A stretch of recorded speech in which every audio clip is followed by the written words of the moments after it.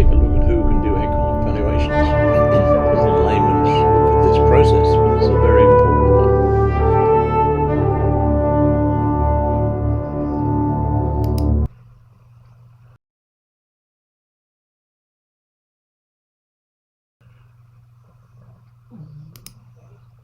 When is it done? Why is it done? Who can it be done by? What are the processes? Where can it be done? So when is it done? Before buying an aircraft, which is always a sensible thing to do. Before selling an aircraft, equally as important. After an accident. In other words, really, should you repair it or not? Is it worth doing? Refinancing an asset or a complete company? I've done both. After a divorce or during a divorce, and for other legal reasons. Notice I use the word aircraft.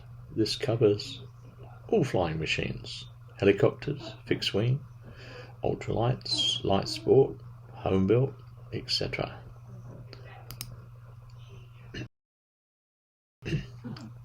The mighty Skeeter, that's from the British Army Air Corps Museum. Excuse me. Why is it done? Well, buying, the seller must believe his bucket of bolts is worth $2 million Oz, and a valuer may well believe otherwise. Selling, the reverse, of course, of the above. After an accident, the insurance companies want an at the time of accident value, sometimes requested years after the incident itself, the accident. I've done a few of those. They are particularly challenging. Refinancing. Banks just love to squeeze more money out of you. And they want to know what their risks are. After the divorce, you just can't agree on the price, which is not unusual. Person A thinks it's worth this, person B thinks it's worth 1/3 of that, and so on and so forth. There's other legal reasons, such as the insurer taking legal action against the maintenance folk involved in the cause of an accident. I have done a few of those. Very, very touchy, those ones. And the court may order it for any manner of reasons. Who can do it? Obviously, a licensed aircraft valuer, often members of what they call valuation bodies, depends on where you are in the world. Aircraft salesmen, God bless their cotton socks. And folk like myself, with enough experience in using acceptable processes, I can also do it. In Australia, we do not need to be licensed to do valuations of aircraft at the moment. I've carried out just about 185 now of all sorts, from large aircraft to small home builts, helicopters and fixed wing. And associated work, I also hold a CASA government instrument to issue certificates of airworthiness, both import and export, with no limitations, other than I cannot do home built, warbirds, and balloons and drones. Even though I'm a commercial drone pilot, that's another matter. And I've completed about 127 now.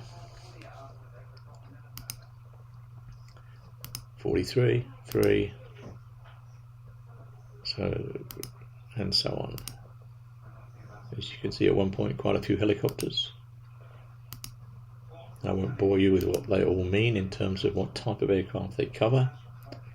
But just, I suppose, very simply put, the air transport over 38 seats can be an airliner of some sort.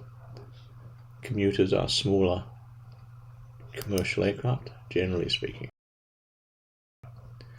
What are the processes used? Well, everyone does it a little differently. You'd think they'd all do it the same, but it's like many things, they don't. The following must be considered to be sensible, though. The aircraft type, model, quantity manufactured, quantity in service. So there might be 2,000 manufactured and only 2 in service, and if they all fell off the perch rather quickly, probably not that reliable, and therefore not worth as much as one that like the DC-3 that's been around forever. The aircraft configuration, in other words, how many seats, what sort of interior, is there any special roll equipment fitted, mission equipment they call it there. The age in hours and landings, and of course years.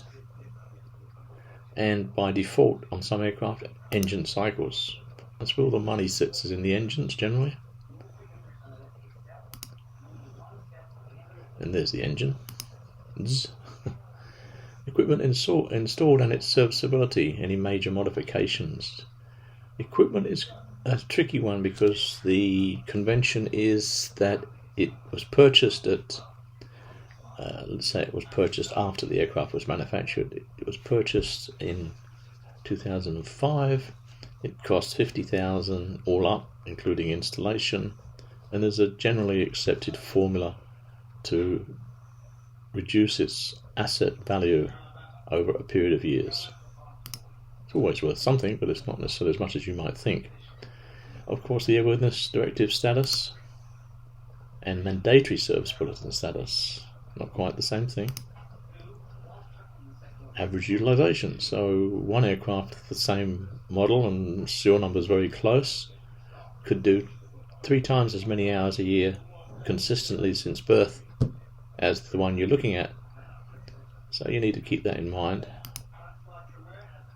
What's its current and known deferred defects and historical damage, particularly the damage, heavy landing, overweight landing, lightning strike.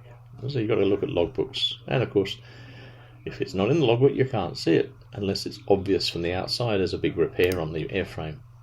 The external condition. The internal condition. Lots of dollars sit on the internal as well as the external. The bigger the aircraft, the more paint, the more weight. Internal, it's got nice leather executive seats. It's worth more than just a commuter type aircraft. And other aircraft sales. I often use one of these 2 sources. There are several other, as well as your own internet research. And the seasonal considerations, firefighting season, crop dusting season, is it winter, is it summer, what's this, excuse me, this aircraft may have particular claims to fame. Where can it be done? Well, on the desktop, strangely. That's the valuation developed from data and images supplied by client. So, the report will specifically state that, so that's a caveat. The best way to get a good one done is on site. I've actually done these overseas, New Zealand, America, and it's possible to be far more accurate with your analysis. This is a military helicopter. I cannot tell you which country it's from, but official secrets. But it was for a group of these, plus a spares package outside of Australia.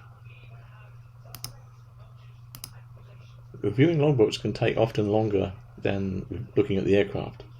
You're not doing an airworthiness inspection, you're looking for obvious issues with the airframe, engine, propellers, main rotor blades, whatever.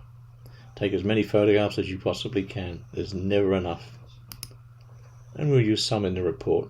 Ask a lot of questions of the ground staff, the pilots, if you can get to them, and the owners. They won't all tell you the truth, but no, you'll get a feel for it.